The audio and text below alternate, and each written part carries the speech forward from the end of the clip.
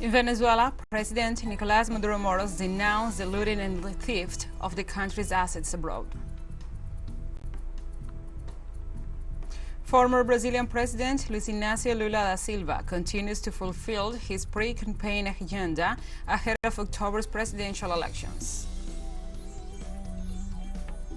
OPEC Plus announces an increase of 100,000 barrels per day in crude oil production in order to stabilize the oil market.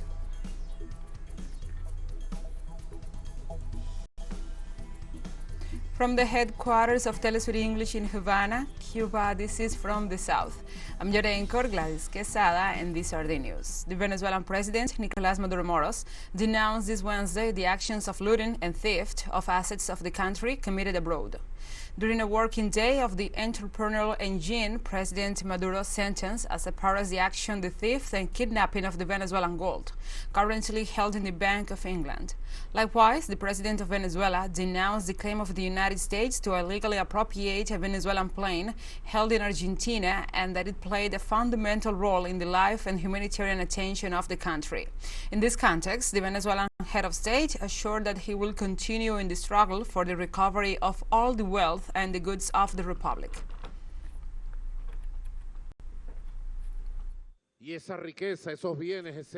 That wealth, those goods, that gold, those companies, those planes, like case of Argentina, that belong to Venezuela, we will recover them from the kidnapping and blatant theft of our goods, from gold, from Citgo, from bank accounts, and now they intend to steal us a plane owned by Venezuela, legally owned by Venezuela in Argentina, by a mandato of an imperial court of the state of Florida in the United States. In this same context, President Maduro warned the governments of the world about the legal insecurity that exists around the sovereign reserves of the people. The whole world must know that there is no legal certainty in London or in the Bank of England, that at any time or any country or central bank in the world may be robbed of its international reserves, its reserves in gold. That is the true truth. There is no legal certainty, no respect for the law. The gold in the vaults of the Bank of England belongs to the Central Bank of Venezuela and belongs to the Central Bank of Venezuela, and we will continue to fight. And Cuba's Minister of Economy, Alejandro Gil, and the Central Bank's Minister-President, Marta Sabina Wilson, announced on Wednesday on national television the new measures on the nation's official hard currency exchange policy to be applied across the country as of August 4th. Minister Hill informed that as a first step and due to the shortage of hard currency, the banks will only be operating with the purchase of hard currency leaving for a later date and better economic conditions the sales operation. Central Bank's Minister-President Wilson announced that as of August 4th, banks across the country will start buying hard currency at an official rate of 120 Cuban pesos to a dollar. The rate will be flexible and will move up or down based on the currency market.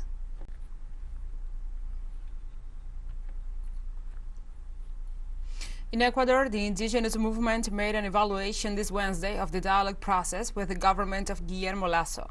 At a press conference, CONAIE President Leonidas Issa Salazar assured that the dialogue has made little progress. We are here, the three organizations. We have analyzed 4 points today. One is the general evaluation of almost a month of dialogue. The second is what has come out of these dialogue tables. The third is the follow-up to what has been discussed at the dialogue tables. And the fourth is the planning of the other tables that are still pending. On the first point, there is a positive assessment, but nevertheless, the time has been so long in terms of information and a concrete response, we do not have it. CONAIE President Leonidas Issa also referred to the issue of credits and the financial relief for the population and demanded a follow-up to ensure compliance with the results requested in the dialogues. The second issue has been one about credit and financial relief, but nevertheless for people, in practice there is nothing yet. Therefore, there has been a plan for next week, exclusively a meeting with the entities involved. The national government must ensure the procedure, in this case, for how we will follow up, and the agreements are already established. But people go with the resolution to a financial institution. They are simply not giving any answer. The government of Bolivia has created spaces for dialogue for the development of the population and the housing census for 2024, in which the 9 governorates, indigenous peoples, and other institutions will be participating. President Luis Arce has met with the governors of the different departments and the rectors of the public universities to work on the socialization of the technical aspects of the census schedule. For its part, the country's right wing announced strikes in rejection of the postponement of the census to the year 2023. However, the dialogue continues to develop within the entities and the other sectors of society.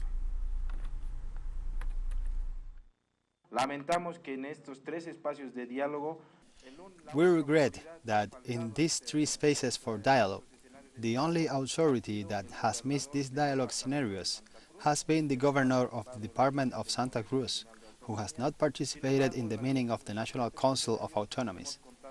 However, in the other 3 scenarios, we have had a broad participation, both from representatives of the municipalities, 8 of the 9 governors, and directors of our public universities.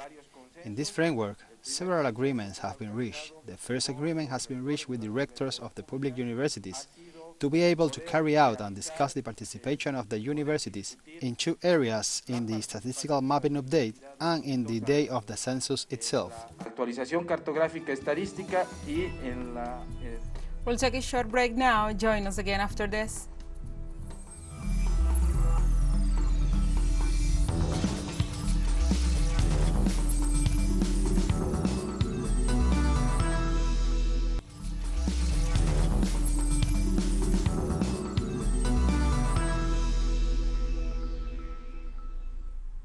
Welcome back to From the South. Former Brazilian President Luis Lula da Silva fulfilled the pre-campaign agenda in Teresina on Wednesday, together with government pre-candidates for Piauí, Rafael Fonteles, and the Senate, Darlington Dias. The presidential candidate participated in an event open to the public on President Kennedy Avenue in the city's east. In his speech, Lula criticized President Jair Bolsonaro on his lack of actions to control deforestation in the Amazon, the fight against COVID-19, support for the victims of the floods in Pernambuco, and the questioning of the electronic ballot boxes. Lula also defended the increase in employment, the minimum wage, the improvement of education, and the end of the sale of arms in the country.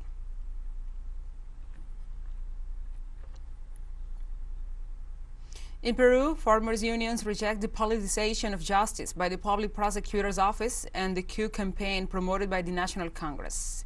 During a press conference, members of the popular sectors, farmers and the farmers of Peru expressed their rejection of the politicization of justice by the public ministry, as well as the coup campaign of the Congress of the Republic. These sectors demand the reactivation of agriculture, that the legislative platform be attended to, which is summarized in the law of the Second Agrarian Reform of Coordination, the law of registration of the native peoples, a law of amnesty. Therefore, they ask that the government attend to the demands of the country and give answers to solve the current situation that the country is going through.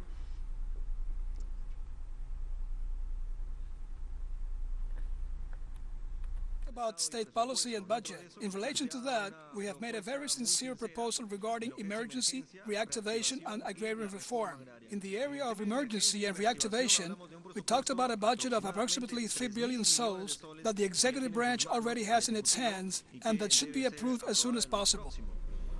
The former president of the Chamber of Deputies of Argentina, Sergio Massa, was sworn in as the new Minister of Economy. President Alberto Fernandez swore in Maza as the Minister of Economy, Productive Development, Agriculture, Livestock and Fisheries. The ceremony took place at the Casa Rosada and was attended by around 500 guests, including officials, governors and the trade unionists. Before ending the ceremony, the president said, "We are starting a new stage of the government that I am convinced we are going to successfully go through." Maza is the third Minister of Economy in less than 2 months in the midst of the search to solve the rise in prices, the public debt and the devaluation of the currency.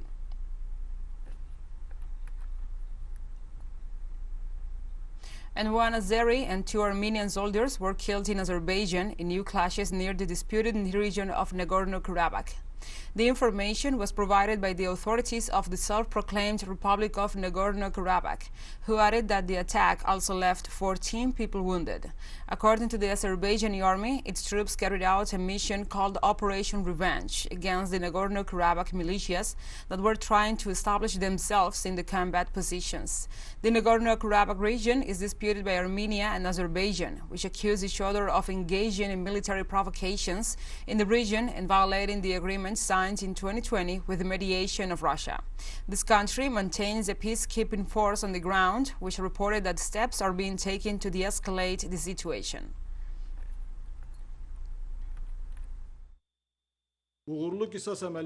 Members of illegal Armenian armed groups on the territory of Azerbaijan, where the Russian peacekeeping contingent is temporarily deployed, grossly violated the provisions of the November 10, 2020 declaration and committed a terrorist and sabotage act against Azerbaijani army units on August 3rd. Elementary school teachers in Rwanda will get an 88% pay rise starting in August as part of the country's incentives aimed at improving teachers' livelihoods. The country's education ministry announced on its official Twitter page on Monday that under these new revisions, secondary school teachers will also see their pay increase by 40%. Even though Rwanda has increased teacher salaries by 10% since March 2019, over 1,000 teachers reportedly leave their profession monthly in search for better welfare. The new pay rise is part of a package that will incorporate incentives to improve the welfare of the teachers and promote the quality of education in public and government-aided schools for general education and technical and vocational education and training.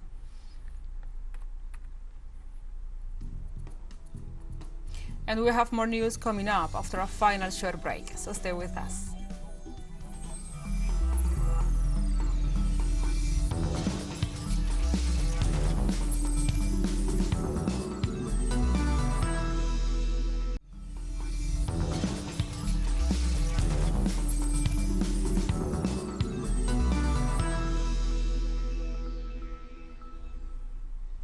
Welcome back to From the South.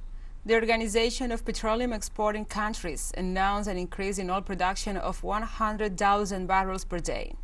The increase in production was reported after a virtual meeting between member countries and following the visit of the U.S. President Joe Biden to Saudi Arabia, where he called for an increase in production as a measure to curb the rise in fuel prices, one of the main variables responsible for the escalating inflation. Western powers blame Russia for the energy crisis, while Moscow emphasizes that the current state of affairs derives from the refusal of the Russian proposal to sign guarantees for peaceful coexistence and the subsequent sanction packages against Russia's energy industry. OPEC Plus stated Wednesday that it no longer has additional capacity to add more crude oil to the current supply.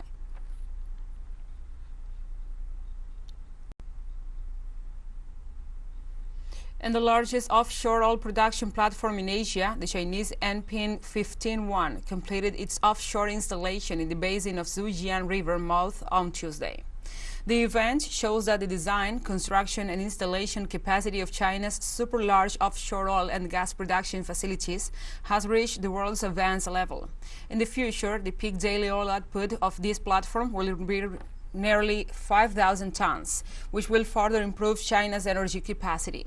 The total height of the NPN 15-1 center platform is about 160 meters, with a total weight of more than 30,000 tons. The steel that have been used could make a medium-sized aircraft carrier. The single-deck area is equivalent to 10 basketball courts and is currently the heaviest offshore oil production platform with the most equipment in Asia.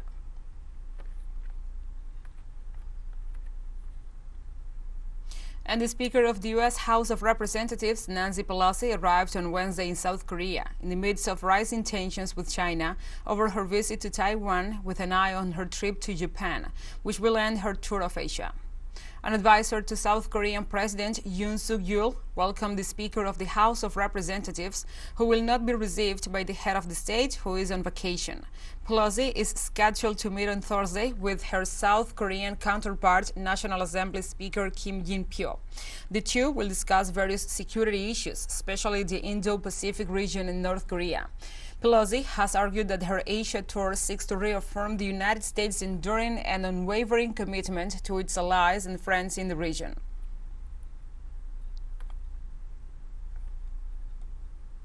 Russian Foreign Minister Sergei Lavrov accused the United States of showing its impunity with the visit of Nancy Pelosi to Taiwan. The head of the Russian diplomacy pointed out at a press conference on Wednesday in Myanmar's capital that Pelosi's visit to that region of China reflects the U.S. desire to show its impunity to all. Lavrov also said that the U.S. officials were prompted to promote such provocations and assured that he had no doubt that this move reflects the same policy implemented regarding the situation in Ukraine.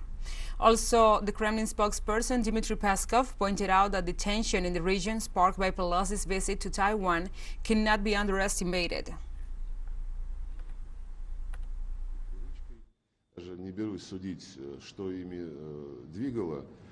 I don't presume to judge what moved them to do it, but the fact is, it reflects the course we're talking about regarding the Ukrainian situation. I don't have any doubt. It's an aspiration to prove to everyone their impunity and show lawlessness. It's my way only, something like this. I see no other reason to create such an annoyance almost out of the blue, knowing very well what it means for the People's Republic of China. Russian Foreign Minister Sergei Lavrov met with his counterpart, Wu Maolwin, and other top Myanmar officials shortly after his arrival in the nation's capital on Wednesday. Excellency's visit to Myanmar today clearly demonstrates the vibrant nature of our relationship and partnership. I am extremely delighted to have this opportunity to receive Your Excellency and to convene this bilateral meeting in person in our capital, Naypyidaw. We have a very solid foundation for building up cooperation in a wide range of areas. We appreciate the traditionally friendly nature of our partnership, which is not affected by any foreign policy opportunistic processes. The United Nations announced on Tuesday that Yemen's internationally recognized government and the Houthi militia have agreed to renew the ongoing nationwide truce for another 2 months.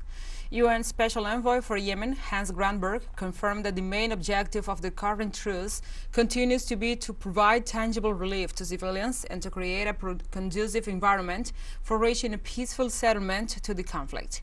Yemen has been mired in a civil war since late 2014, when the Iran-backed Houthi militia seized control of several northern provinces and forced the Saudi-backed Yemeni government out of the capital, Sanaa. The war has killed tens of thousands of people, displaced 4 million, and pushed the poorest Arab country to the brink of starvation.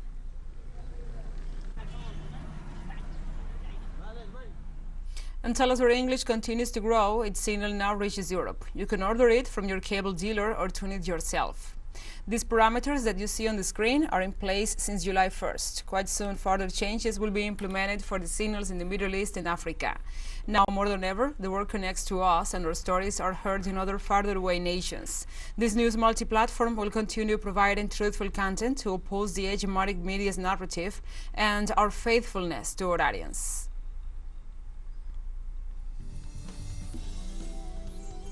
So we have come to the end of this news brief, but remember, you can find these and many other stories on our website at telesurenglish.net. And also, if you feel so inclined, please join us on social media for all the latest news. We are on Facebook, Twitter, Instagram and Telegram. For TeleSUR English, I'm Gladys Quesada. Thank you for watching.